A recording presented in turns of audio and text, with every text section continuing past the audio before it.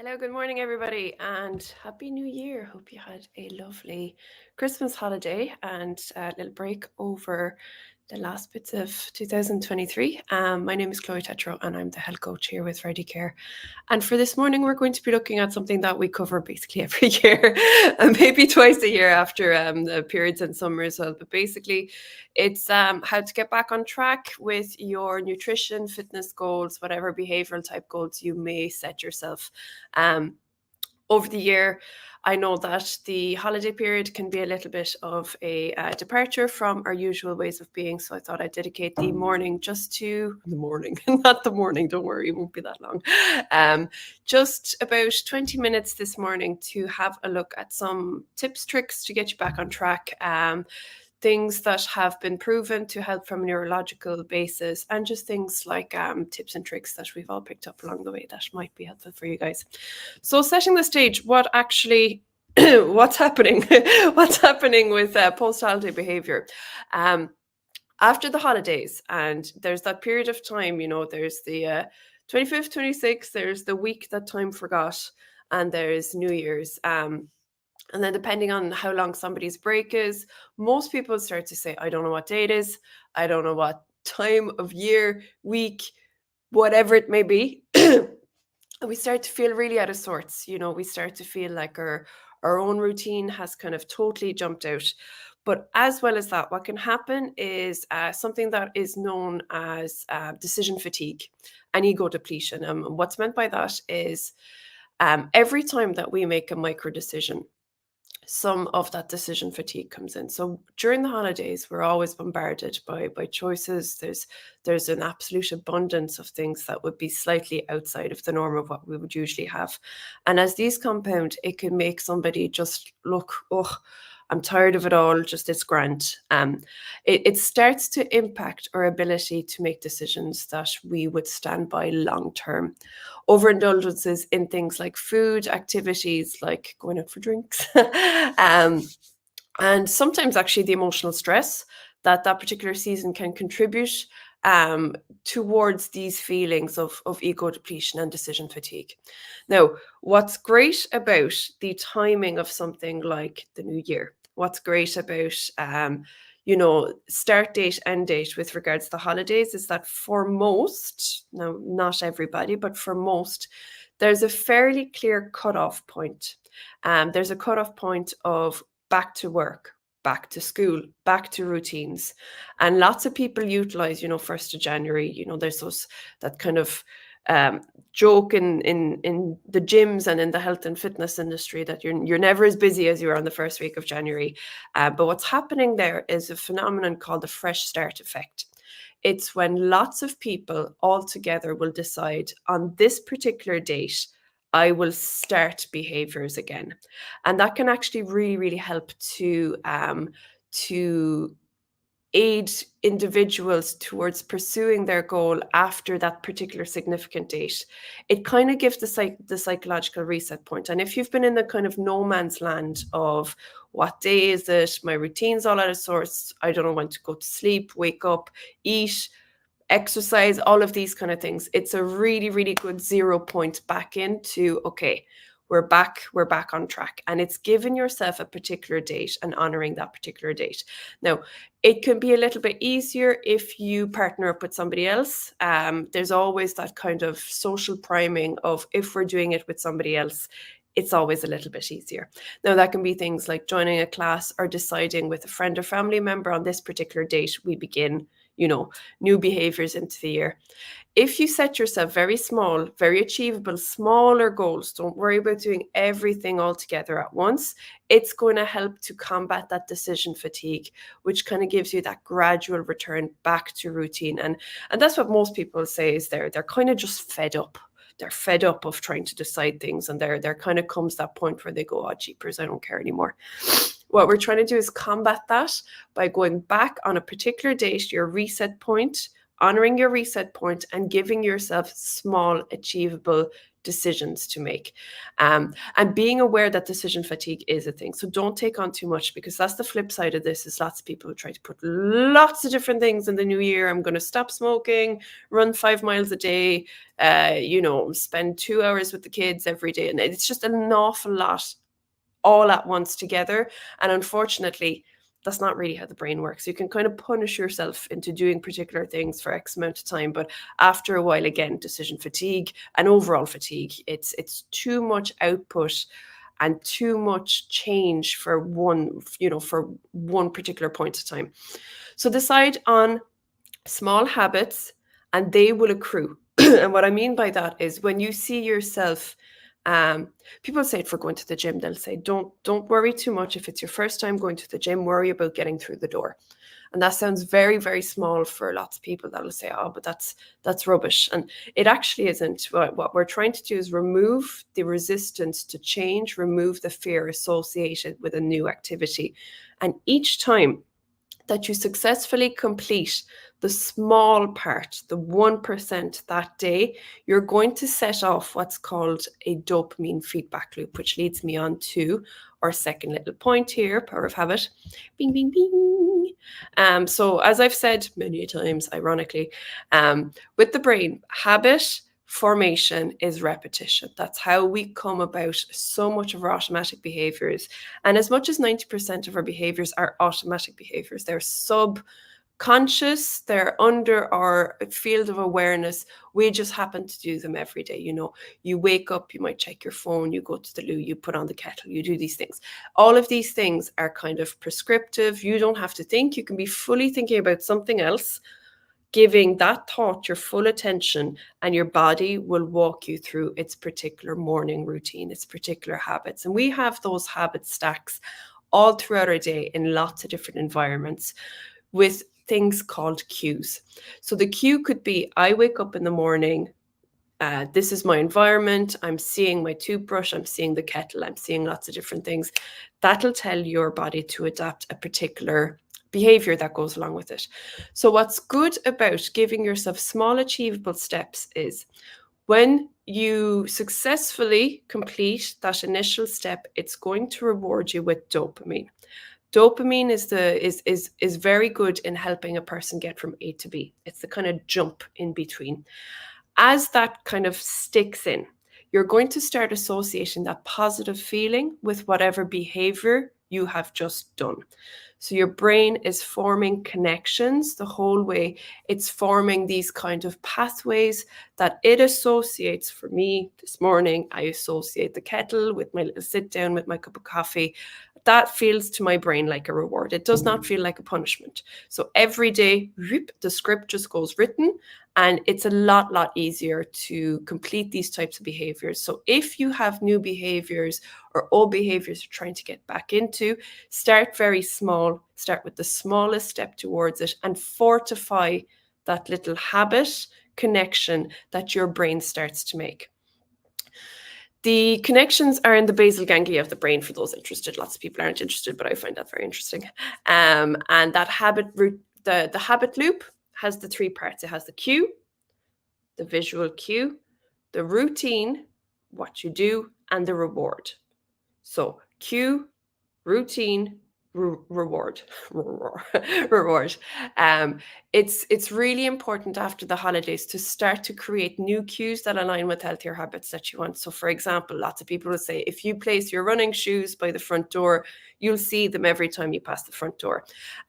If there's particular supplements that you always forget to take, I always say to people, put them by the kettle. Most Irish people, most people around across the world will go for a cup of coffee several times a day, or a cup of tea several times a day, which means that you're actually going to see them.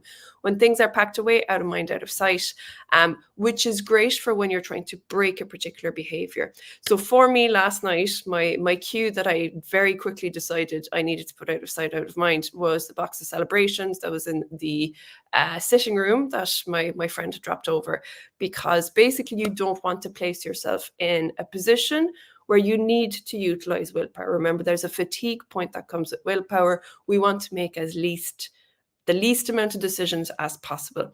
So if it's out of sight, You don't get the visual cue. You don't have to anticipate the behavior that goes with it, the routine behavior that goes with it, and the reward. Because in that moment, the reward of getting the purple one felt a lot nicer to me than, not having it. And what we're trying to do is we're trying to combat situations that lead you to that in the first place. So that dopamine mentioned, it's associated with pleasure, it's associated with reward. And what you want to do is reinforce the routines, making them stick. So when you're having consistent times for your meals, for example, and your workouts or your shopping list or even your waking up time, whatever your new behaviors are, these can help these new behaviors become automatic because variables are more difficult for the brain to predict. If there's a routine set, it's a lot easier to build automatic stacks on top of that. Research in behavioral psychology and neuroscience, for example, would underline the importance of those consistent cues and routines in establishing new habits. I think of the cat. The cat, for whatever reason, would always tell me that it's 6:30. As far as I know, she's no ability to read the time. And 6:30 comes and she boop, boop, boop, boop, boop, down the stairs and she lets me know it's feeding time, woman. It's time to open the packet of food. She has that internal, and I'm comparing us all to cats, but as cues and behaviors are consistent, it's a lot easier for us to stick to them. So in the mind over matter section, there you go. So the motivation aspect is something I get asked about quite a bit, I get told about quite a bit more than asked, if truth be told. I get told by participants that they have self-labeled as having poor motivation. And lots of us will kind of place ourselves on this kind of fabricated continuum of how motivated we believe ourselves to be. Motivation is a crucial aspect in maintaining habits, but it is not, how do I put this? It's actually not a real thing. You can't really measure motivation. Motivation is more predicated by habits and how important a task is for you to actually do.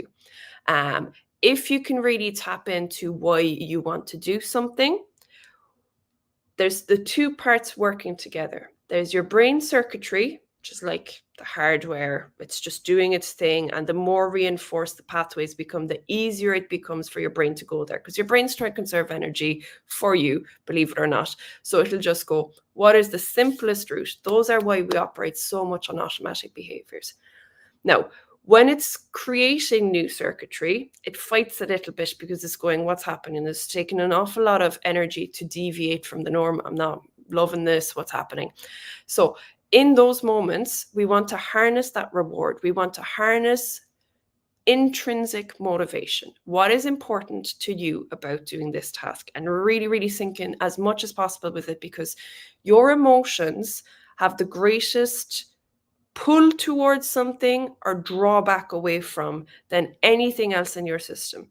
If you have fearful avoidant behaviors around a task, if you procrastinate a lot, if you tend to avoid things, it generally means that your brain and your being is trying to protect you from uncomfortable feelings. So leveraging those feelings and kind of tricking your brain into going, I'm going to feel absolutely amazing if I go to the gym 3 times a week this week. I know the first week it's going to feel like hell. I'm not going to want to, but if I focus and feed my brain, your brain's like a small child, it needs information. And sometimes it helps to write them out. Sometimes it helps to say them to somebody else. If you say, I want to feel that confidence, and you really sink into what does confidence feel like, and you show your brain that this is a reward activity. I'm going to feel chin up. I'm going to feel like my decisions are calculated. I'm activating my will. I have autonomy. All of these are tied to down the line, a month or two going to the gym. I'm going to have that energy. I'm going to be proud of myself for having doing something difficult every day that I've gone. Those are the long-term effects.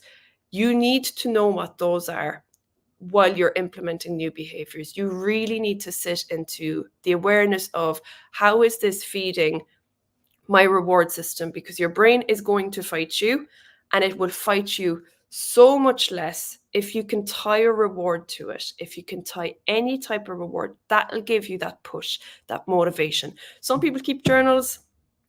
Some people say it out loud. Visualization, and I mean that not just in picturing, okay, I look great, I'm confident, you but actually sit into that as much as possible. Your brain doesn't know the difference between an imagined scenario and a real scenario.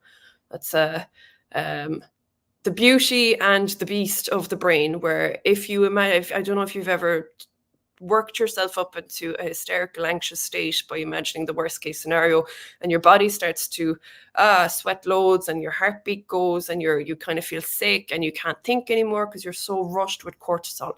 That's the beast aspect of it. It can actually do the opposite. That's why mindfulness works so well, and positive visualization techniques work so well. Is we can actually talk our brain through visualization with as much detail as possible. A good tip, if you're not sure where to go with it, is go through your 5 senses and give your brain sensory imagined information for all of those. So I'm 3 months down the line. I've gone to the gym 3 times a week. I feel confident. That's my reward. What does confidence feel like in my body as I enter the room? What does it feel like in my mind, in my emotions? What does it taste like? Maybe not the best one there, but what do I visually look like? What do I feel like? How do I talk about myself differently? How am I hearing myself talk? Lots of these different things. Any kind of cue that you can give as information for your brain to chase a dopamine reward is going to help with the motivatory aspect of it when you have the habit part of it locked in. Right, kind of went on a little bit about that one now. You can tell the ones I'm more interested in. Right, so overcoming setbacks, which, they will happen, and don't, as best as you can, do not fall into the category of black and white, all or nothing, right, wrong, I'm good, I'm bad because XYZ. That is really detrimental to your long-term goals. I don't know how else to say that. There's no sugarcoating it. It's incredibly detrimental, because basically when you are in polarities, you just swing from one to the other. Was I good today? Was I bad today? There's no nuance. And unfortunately, the world is incredibly nuanced. So are we as people. So if you set yourself up for all or nothing, it basically means unless you can always keep up that all, I am perfect, I am the Superman of human beings, I am flawless, all of these kind of things. As soon as inevitably you have a human little chip in your armor, you're nothing. You are nothing. You are terrible. You are bad. And that swings back and forth. And particularly for people that have tried diets along the years and have found I'm brilliant for 3 weeks. I lost a stone in 3 weeks. It was incredible. I was getting up at 5 a.m. I was doing X, Y, and Z. And then I just put it all back on. And of course you did, because that's exhausting. If you hold yourself to that particular standard all of the time, where you are taking on loads of different behaviors all at once, and you're kind of beating yourself into submission of doing something for X amount of time, and you've not only beat yourself into submission of it, but labeled, you have to do it to this level to be good, right? And we're all a little child on the inside. I don't care what anybody says. We're all children operating the adult machine. I am good if I am absolutely exhausted, worn thin, doing all of these different activities to a particular standard that is incredibly unsustainable. And all of a sudden, gear shift, I can't do it that particular day because I'm stressed, hungry, tired, whatever it may be. All of a sudden, I'm bad. I'm a bad person. I'm bad. I'm shameful. I'm this, I'm that. Why do I never complete things?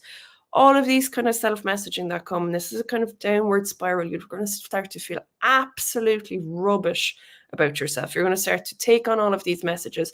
And what happens inevitably, you'll go, no, I have to go back. I have to swing back into one or the other, left, right, black, white, good, bad. Pendulums are rubbish for this.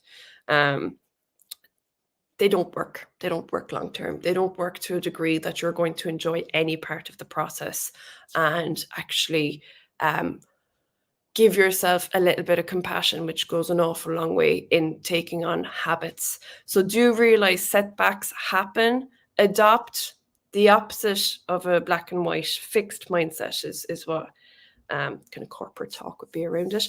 Fixed mindset, or there's growth mindset at the other side of it. And growth mindset is basically saying something like, I wasn't able to get to the gym, right? That's the end sentence. That's fixed mindset. If you just add today, right? Or yet today, or it softens how you perceive the interaction and behavior to have gone.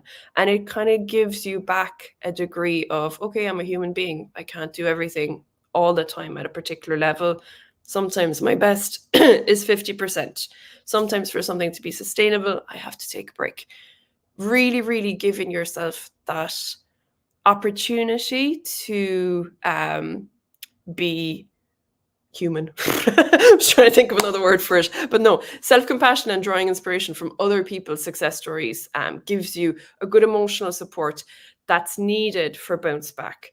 There's particular research that suggests that resilience, and that's a term that goes around, but basically resilience is like how adaptable you are to change, how much neuroplasticity, your brain's ability to adapt and form new patterns, how able you are for those.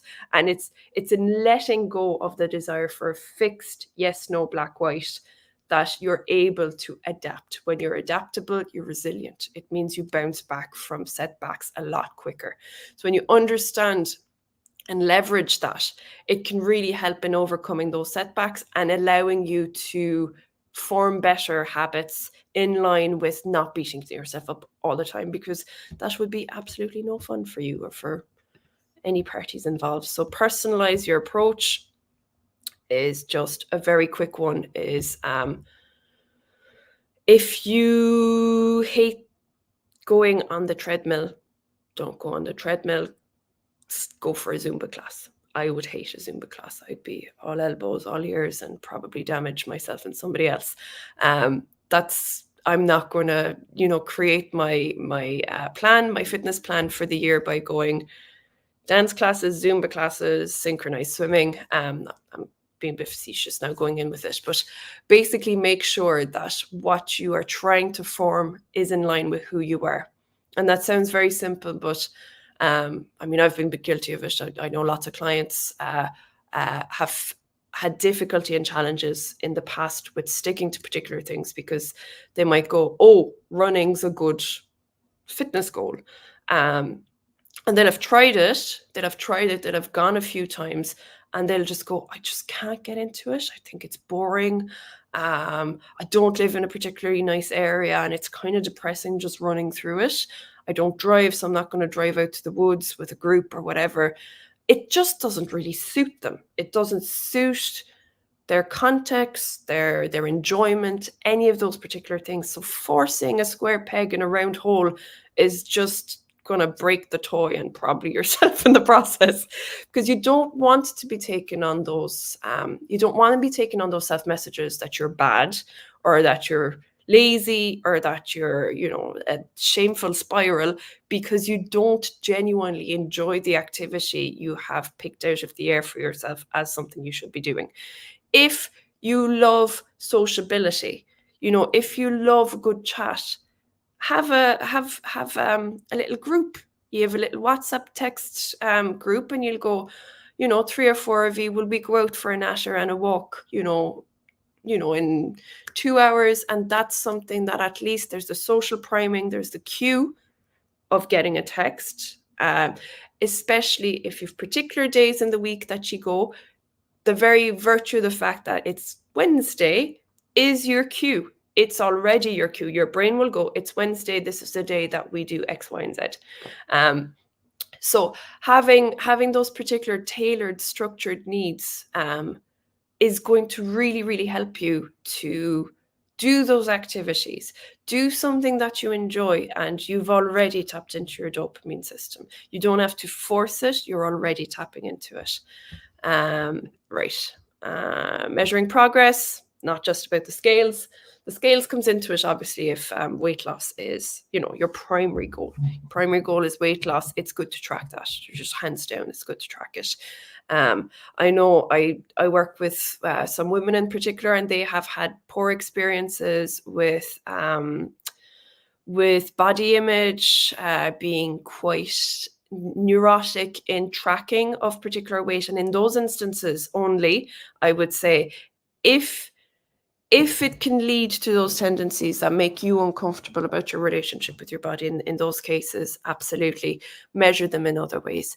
If you don't have that issue, it's good to keep track, every couple of weeks, every month even, just so you're able to see. And when you see you've gone from here to here to here to here, you're able to get that visual cue of something is working for me. Now, there's a lot of caveats with that, because depending on where you are starting from weight-wise, depending on whether you exercise, whether you're building muscle, you could be losing fat, building muscle, and it tips the scale to be exactly the same.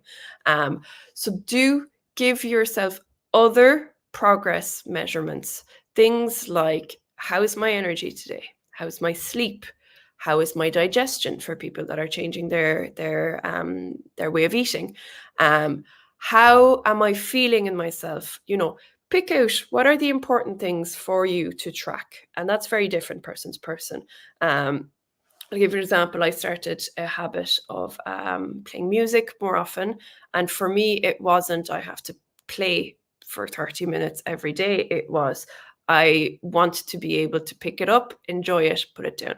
And that formed the habit, because I never played past the point that I wasn't enjoying it anymore.